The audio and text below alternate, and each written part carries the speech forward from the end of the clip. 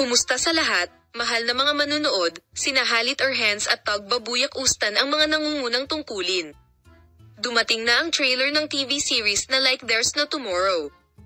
Ang trailer ng serye sa TV na Like There's No Tomorrow, na pinagbibidahan ni Tagbabuyak Ustan at Halit Orhans, ay inilabas na.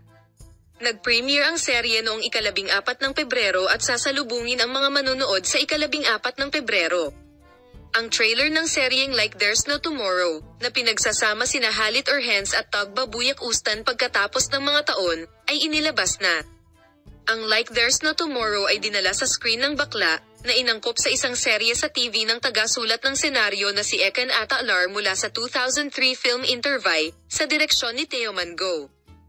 Ang balangkas ng serye, na binubuo ng 4 na yugto, ay ang mga sumusunod, ang mga landas ng batang aktres na si Manolya at ang karanasang mamamahayag na si Hakan, na nakipagkita sa isang panayam at ang kanyang kaibigan, ay muling nag-cross bilang isang resulta ng isang pagkakataon.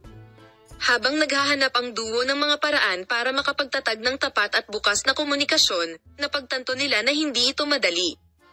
Habang kinakaharap nila ang kanilang mga pagkiling sa maikli ngunit matinding panahon na magkasama sila, nagsimulang magbago ang kanilang diskarte sa isa't isa. Salamat sa lahat sa panonood ng aking video.